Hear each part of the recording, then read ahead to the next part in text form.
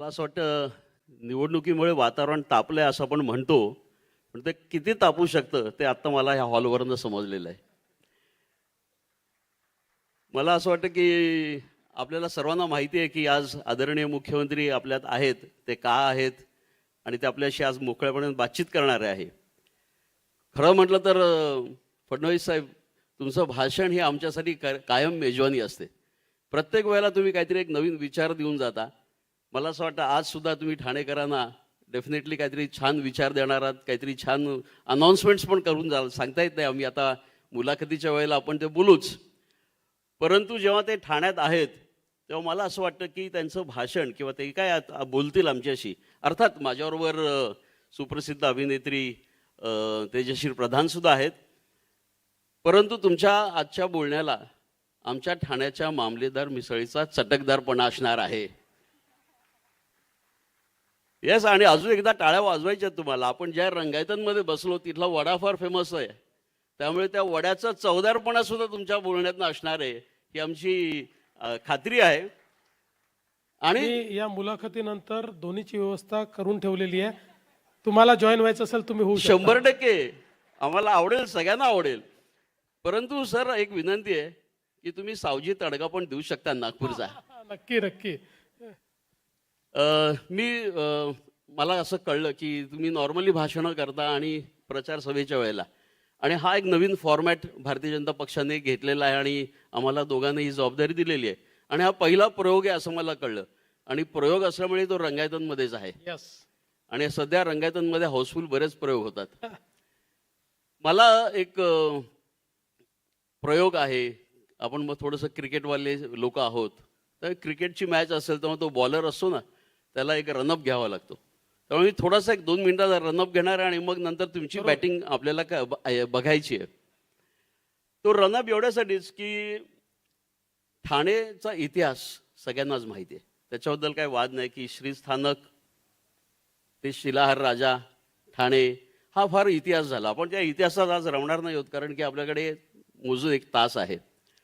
परंतु समकालीन इतिहासात 3 महत्त्वाच्या गोष्टी झाल्या आणि त्या गोष्टींबद्दल आपण इथे बोलणार आहोत, कारण त्याचा डायरेक्ट इम्पॅक्ट आपण ज्या निवडणुकीच्या संदर्भात इथे जमलेलो आहोत त्याच्याशी आहे. एक तर 16 एप्रिल 1853ला ठाण्याची पहिली रेल्वे सुरू झाली, ती बोरी बंदरला गेली. त्यामुळे ठाणे पहिल्यांदा कनेक्ट झालं जगाशी.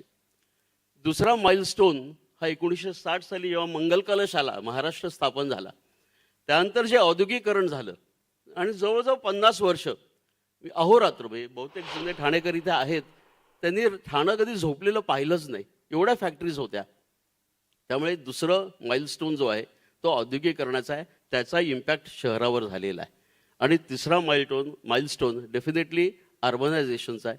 साधारण नवीन सहस्त्रक सुरू झालं त्यानंतर ठाणं काय बदललं ते आपल्या सर्वांनाच माहिती आहे. आणि ह्या तिन्ही गोष्टींचा एक खूप जबरदस्त इम्पॅक्ट ह्या शहरावर झाला. आणि हे एक अतिशय निसर्गरम्य, एका बाजूला येऊरचा डोंगर, दुसरीकडे खाडी, विस्तीर्ण अशी खाडी, आणि अशा पद्धतीचं हे शहर 1960च्या सुमारास एकदम त्या यंत्रांच्या खडखड्याने जागं झालं. ठाणं शहर जागं झालं. त्यानंतर नवीन मुंबईतला बेलापूर पट्टा, मग कल्याण, डोंबिवली, बदलापूर, अंबरनाथ, MIDC, आणि ही अजूनही प्रगती चालू आहे.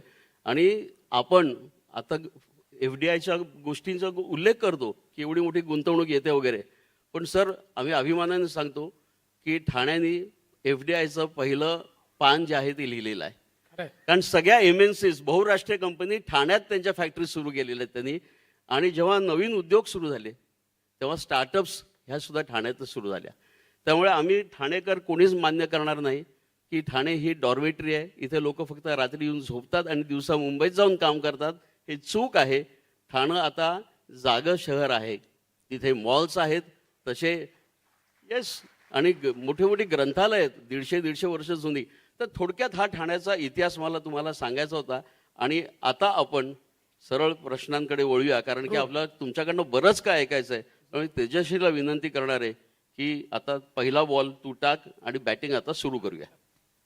सर नमस्कार. थेट प्रश्नाकडे येते. आत्ता जसं तुम्ही म्हणालात की आपण ठाण्यातनं बाहेर जातो, काम करतो आणि ठाण्यात परत येतो. असं उरलेलं नाही आहे. तर ह्याचं उदाहरण मी स्वतः आत्ता आहे की मी गोरेगावात राहत होते. तिथून मी आत्ता ठाण्याला शिफ्ट झाले, कारण माझं आत्ताची जी सिरियल चालू आहे त्याचं शूटिंग ठाण्यात असतं. आणि ठाण्यामध्ये शिफ्ट होण्याचं एक कारण असं आहे, जो प्रश्न कदाचित ठाणेकर रिलेट करतील. थोडंसं ठाणं प्रवासाच्या दृष्टीने लांब लांब लांब लांब जातं. तर ही जी की वाहतूक कोंडी होतीये, त्या संदर्भात तुम्ही काही प्लॅनिंग केलंय का? त्याबद्दल आम्हाला जाणून घ्यायला आवडेल. नक्कीच मला असं वाटतं की मुळामध्ये ठाणे असेल किंवा MMRचं क्षेत्र असेल, या क्षेत्रामधला सगळ्यात महत्त्वाचा जर काही प्रश्न असेल तर तो वाहतुकीचा प्रश्न आहे, तो दळणवळणाचा प्रश्न आहे. म्हणजे मी नेहमी सांगतो की 2 प्रश्न जर आपण मुंबईसहित MMR रिजनमध्ये सोडवू शकलो, एक लोकांच्या राहण्याचा आणि दुसरा लोकांच्या कम्युटेशनचा, तर खऱ्या अर्थानं आपण यशस्वी झालो असं मानता येईल. ठाण्यामध्ये एक प्रकारे दळणवळणाच्या दृष्टीने अनेक गोष्टी आपण आता त्या ठिकाणी केलेल्या आहेत. विशेषतः आपल्याला माहिती आहे की मुंबईमध्ये जुन्या सरकारच्या काळामध्ये 11 वर्षामध्ये त्यांनी 11 किलोमीटरची मेट्रो केली. आणि 14 नंतर ज्यावेळेस माझ्याकडे हा सगळा कारभार आला, त्यावेळी आपण 5 वर्षामध्ये 475 किलोमीटरच्या मेट्रोचं प्लॅनिंग केलं, त्याचं काम सुरू केलं. नंतर पुन्हा त्याच्यामध्ये काही स्थगित्या आल्या होत्या. पुन्हा शिंदेसाहेब मुख्यमंत्री झाले, आम्ही वेगानं ते काम चालू केलं. आज जवळपास 200 किलोमीटरचं काम आमचं पूर्ण झालेलं आहे. दरवर्षी 50 किलोमीटर आम्ही करणार आहोत. हे 475 किलोमीटरपैकी जवळपास 400 किलोमीटर हे 2028च्या शेवटी किंवा 2029पर्यंत आम्ही पूर्ण करू आणि 2030पर्यंत हे सगळं नेटवर्क आम्ही पूर्ण करू. यामध्ये ठाण्याला एक मोठी कनेक्टिव्हिटी आपण दिलेली आहे. ठाण्याला मुंबईकडे कनेक्टिव्हिटी दिली आहे, ठाण्याला कल्याणकडे भिवंडीकडेही आपण कनेक्टिव्हिटी दिलेली आहे. आणि त्यासोबत 3, 4, 5 मेट्रो ज्या आहेत त्या सगळ्या मेट्रो या ठाण्याशी आपण कनेक्ट केलेल्या आहेत. आणि सोबत ठाण्याच्या रिंग मेट्रोचा देखील आपण आता एक प्रस्ताव मान्य केलेला आहे. त्यामुळे ठाणे कदाचित हे पहिलं शहर असेल की ज्या शहरामध्ये कंप्लीट रिंग मेट्रो आपण करणार आहोत. आणि नुसतं आपण मेट्रो करून या ठिकाणी थांबलेलो नाही, तर दळणवळणाच्या दृष्टीनं अजून ज्या काही महत्त्वाच्या गोष्टी आहेत त्याच्यामध्ये आपण जी आपली सबर्बन रेल्वे आहे ही अत्यंत महत्त्वाची आहे. लोकल जी आपली लाईफलाईन आहे. म्हणजे आज तर आपण मेट्रो आणली, मेट्रो अतिशय चांगली आहे, अतिशय सुंदर डबे आहेत, एअर कंडिशन आहेत, दरवाजा लागतो. पण अनेक वर्ष त्या आपल्या सबर्बन रेल्वेला लटकून आणि त्याच्यामध्ये एंट्री करत म्हणजे मला असं वाटतं कसरत करत लोकांनी खूप वर्ष काढली आहेत. पण आता आपण बघितलं असेल तर गेल्या 10 वर्षात मोदीजींच्या नेतृत्वात या सबर्बन रेल्वेचे प्लॅटफॉर्म्स आपण चांगले केले, त्याची आपण हाईटही वाढवली, त्याची लेंथही वाढवली, स्टेशन्स चांगले केले, एस्केलेटर्स आपण त्या ठिकाणी लावले, स्वच्छता आपण केली. पण तरी देखील लोक असं म्हणायचे की हे सगळं ठीक आहे, पण शेवटी मेट्रोवाल्यांना चांगले डबे आणि आम्हाला असे का? त्यामुळे आता त्याचंही उत्तर आपण शोधून काढलेलं आहे. आता पुढच्या काळामध्ये या सगळ्या ज्या काही आपल्या लोकल ट्रेन आहेत यांना आपण मेट्रोसारखे बंद दरवाजाचे डबे तयार करतो, या पूर्ण एअर कंडिशन्ड आपण करतो. वा वा. आणि ठाणेकरांनी याच्यावर टाळ्या वाजवू नये, पुढच्या वाक्यावर टाळ्या वाजवाव्या की हे सगळं केल्यानंतरही एअर कंडिशन्ड लोकल ट्रेन दिल्यावरही सेकंड क्लासचं तिकीट मात्र आता जेवढं आहे तेवढंच आपण ठेवणार आहोत. त्यामुळे कम्युटेशन करता आपण हा एक प्रयत्न केलाय. सोबत मोठ्या प्रमाणात आपण आता बसेस घेतो आहोत सगळ्या महानगरपालिकांमध्ये, केंद्र सरकार आणि राज्य सरकारच्या माध्यमातून. कारण आपल्याला प्रदूषण जर कमी करायचं असेल तर एंड टू एंड ट्रान्सपोर्टेशन आपल्याला द्यावं लागेल. त्यामुळे ते प्रदूषण कमी करण्याचा प्रयत्न आपण या ठिकाणी चालू केलेला आहे. बसेसने आपण जोडतो आहोत. आणि यातला तिसरा टप्पा काय आहे? तिसरा टप्पा आहे MMRच्या ट्रान्सपोर्टेशनच्या इंटिग्रेशनचा. आपण मुंबईमध्ये इंटिग्रेशन केलं. आता सिंगल ॲपवर सिंगल तिकीटवर मुंबईमध्ये कुठलंही पब्लिक ट्रान्सपोर्ट तुम्हाला त्या ठिकाणी घेता येतं. आता पुढच्या टप्प्यामध्ये आम्ही MMRची सिंगल अथॉरिटी केली आहे. या अथॉरिटीमध्ये एका ॲपवर एका तिकिटावर MMR रिजनच्या कुठल्याही महानगरपालिकेत कुठेही तुम्ही गेलात तरी त्या ठिकाणी मेट्रो असेल, त्या ठिकाणी सबर्बन रेल्वे असेल, त्या ठिकाणची बस असेल, किंवा मुंबईतली मोनो असेल, किंवा पुढे वॉटर टॅक्सी जेव्हा सुरू करू तेव्हा वॉटर टॅक्सी असेल, एका तिकिटावर आपण त्याच्यावर ट्रॅव्हल करू शकाल आणि तुम्हाला तुमच्या ॲपवर त्याचा ट्रॅव्हल प्लॅन मिळेल. म्हणजे नियरेस्ट तुमच्या जवळ कुठल्या प्रकारचं पब्लिक ट्रान्सपोर्ट आहे आणि तिथनं तुम्हाला कुठे इंटरचेंज करायचं आहे, अशा पद्धतीनं इंटिग्रेशन जे आहे हे इंटिग्रेशन आपण केलेलं आहे. त्यामुळे पब्लिक ट्रान्सपोर्ट सिस्टीम जी आहे ती ठाण्याची आणि MMR रिजनची अतिशय रोबस्ट आणि सगळी कनेक्टिव्हिटी, म्हणजे हे जे 475 किलोमीटर आहे याच्यामुळे आपण उत्तर, दक्षिण, पूर्व, पश्चिम कुठेही जा, सगळीकडे पब्लिक ट्रान्सपोर्टची कनेक्टिव्हिटी आपल्याला मिळेल. अशा पद्धतीनं याचं आपण त्या ठिकाणी नियोजन केलं आहे. वा वा वा, खूपच छान वाटलेलं आहे आम्हाला हे ऐकून. पण तरी थोडा एक हवरट प्रश्न. हे मेट्रोचे मुंबईत इतके प्रकल्प होत आहेत, पण आपल्याला ठाणेकरांना ॲक्च्युली मेट्रोमध्ये कधी बसता येईल? मला असं वाटतं की पहिल्या टप्प्यात तर ठाणेकरांना येत्या 2 वर्षातच मेट्रोमध्ये बसता येईल, पण सगळे टप्पे ठाण्याचे जे आहेत ते पूर्ण करायला आम्हाला 2030 साल उजाडेल. म्हणजे 29 पण थोडे त्याचे टप्पे जे आहेत ते आम्ही लोकार्पित करत जाऊ, पण अंतिम नेटवर्क जे आपलं पूर्ण व्हायचं आहे ते मात्र 2030 मध्ये सगळं पूर्ण होईल. पण तोपर्यंत ठाणेकरांना बहुतांश मेट्रो ही मिळालेली असेल. वा, छान वाटतंय ऐकून. पण मग आता ही बुलेट ट्रेन आधी येणार की रिंग मेट्रो आधी येणार आहे? दोन्ही आजूबाजूलाच येणार आहेत, दोघांची कॉम्पिटिशन चाललेली आहे. बुलेट ट्रेन आधी येऊन गेली असती, पण मध्यंतरीच्या काळामध्ये आपल्याला माहिती आहे की आमच्या उद्धवजींना अचानक बुलेट ट्रेनचा राग आला आणि त्यांनी त्याला स्थगितीच देऊन टाकली आणि सगळी कामं थांबवून दिली. गुजरात साईडला काम चाललं होतं, महाराष्ट्र साईडला बंद होतं, पण शेवटी ईश्वराच्या मनात असतं ते होतं. त्यामुळे पुन्हा एकदा आमचं सरकार आलं, शिंदेसाहेब मुख्यमंत्री झाले, सगळ्या स्थगित्या आम्ही दूर केल्या, पटकन लँड ॲक्विजिशन केलं. आता अत्यंत वेगाने आमचं ते काम चाललेलं आहे आणि मला असं वाटतं की 2028 मध्ये आपल्याला बुलेट ट्रेन कदाचित या ठिकाणी पाहायला मिळेल अशी परिस्थिती आलेली आहे. वा. आपण ठाण्याशी मुंबईची असलेली कनेक्टिव्हिटी याबद्दल आता बोलतोय, तर मला अजून एक प्रश्न विचारायचा आहे. मुंबईचा कोस्टल रोड ज्याबद्दल खूप उत्सुकता असते, सगळ्यांनाच असते, तो ठाण्यात येईल का हो कधीतरी? म्हणजे तुम्ही कोस्टल रोड करण्याबद्दल काही विचार केलायत? बघा, मी तुम्हाला एक गोष्ट सांगतो की 2 गोष्टी आहेत. आपण कोस्टल रोडचा जेव्हा विचार करतोय त्यावेळी एकतर मुंबई कोस्टल रोड हा ठाणे जिल्ह्यात आणि तिथनं पलीकडे कसा जाणार आहे पहिल्यांदा आपल्याला सांगतो की आता मुंबई कोस्टल रोड हा बांद्र्यापर्यंत आलाय. आता बांद्रा वर्सोवाचं काम आपलं चाललेलं आहे. वर्सोव्यावरनं तो दहिसरला जाणार आहे, दहिसरवरनं तो भाईंदरला जाणार आहे आणि भाईंदरवरनं तो विरारला जाणार आहे.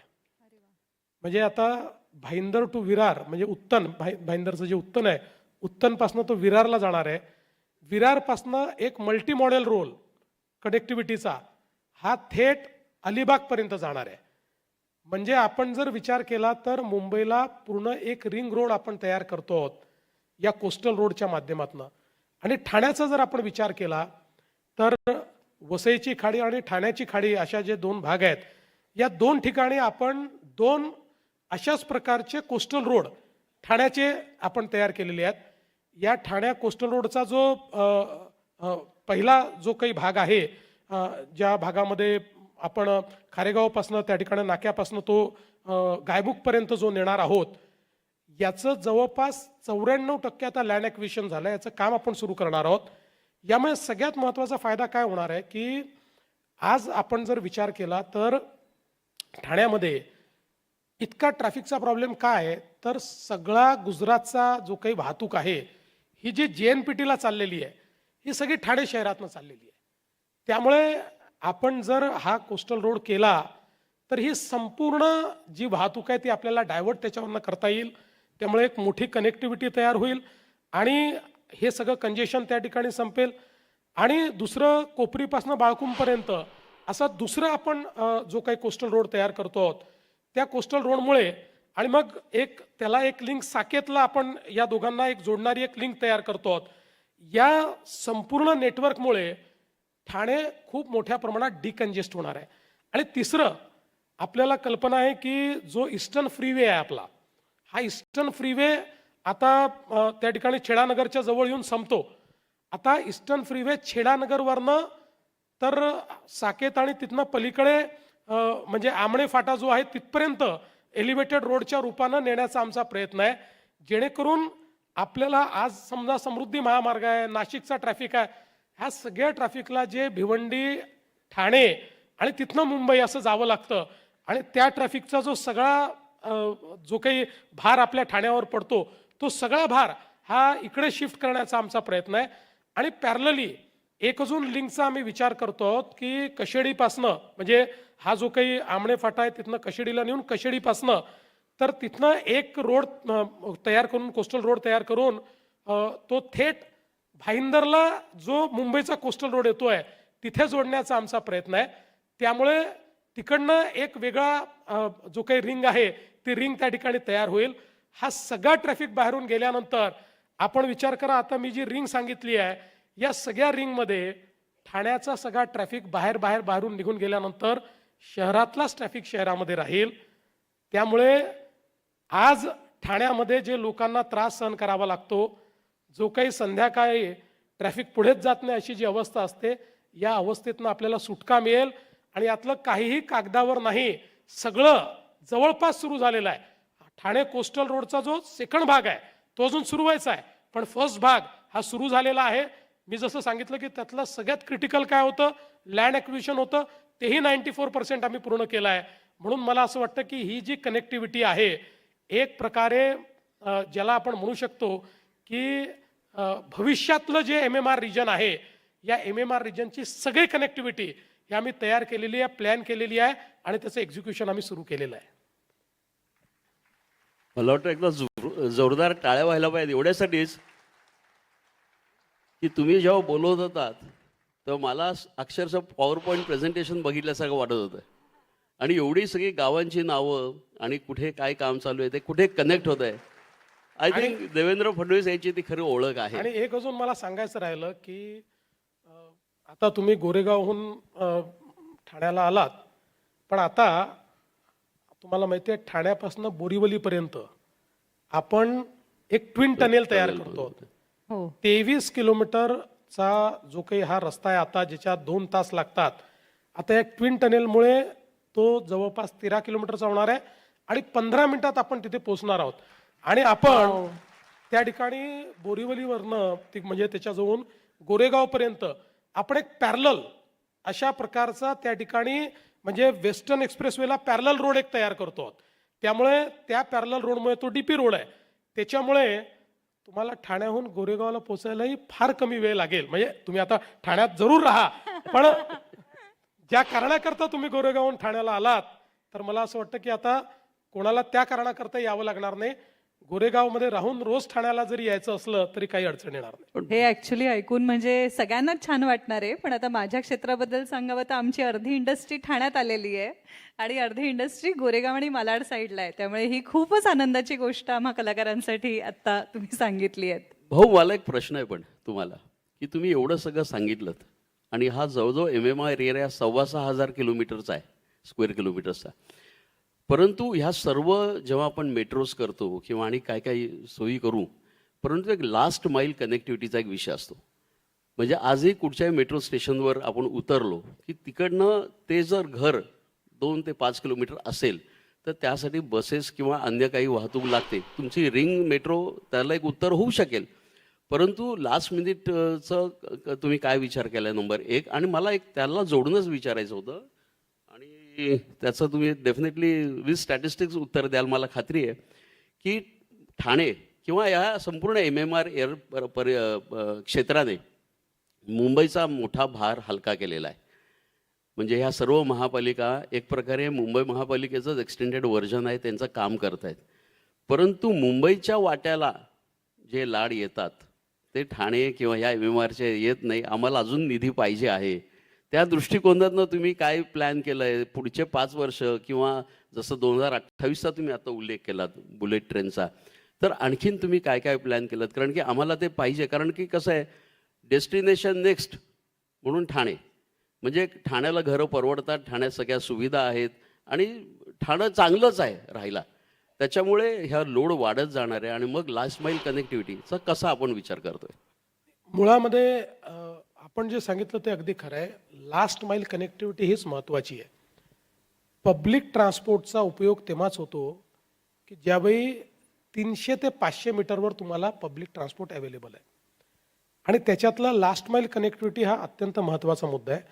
आणि म्हणून आम्ही जे काही एक अर्बन ट्रान्सपोर्टेशन प्लॅनिंग केलेलं आहे, उमटाचा जो कायदा आम्ही केलेला आहे, या कायद्याच्या अंतर्गत MMR रिजनचा विचार करताना लास्ट माईल कनेक्टिव्हिटी करता काय काय केलं जाऊ शकतं याचाही विचार आम्ही केलेला आहे. याच्यामध्ये खरं म्हणजे जेव्हा मेट्रो आणि सबअर्बन रेल्वे आपण तयार करतो त्यावेळेस ती प्रमुख एक आपली ट्रान्सपोर्टेशन सिस्टीम असते आणि आपली जी बसची व्यवस्था असते ही लास्ट माईल कनेक्टिव्हिटीचा तो भाग असतो. त्याचंही आम्ही एक प्लॅनिंग करतो आहोत.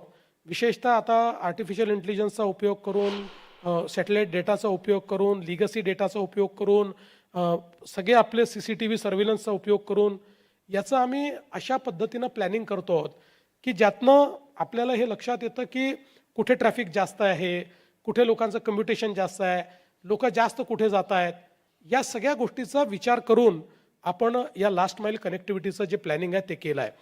आणि मेट्रोचा सगळ्यात मोठा फायदा काय आहे की जेवढी लास्ट माईल कनेक्टिव्हिटी ही सबअर्बन रेल्वेला लागते तेवढी मेट्रोला लागत नाही.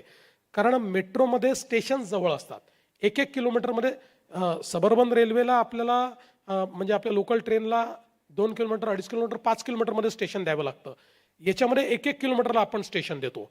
त्यामुळे बराचसा एरिया हा त्या ठिकाणी त्याच्या माध्यमातून कव्हर होत असतो आणि बाकी मग त्याला फिडर रूट आपण तयार करतो. म्हणजे जे बसेस आहेत, आता जो EVचा आपण एक काम हातामध्ये घेतलं आहे त्यातनं आपण पण याच्याही पलीकडे जसं आता मुंबईचा विचार केला तर आम्ही मुंबईमध्ये पॉट टॅक्सीचा विचार करतो आहे.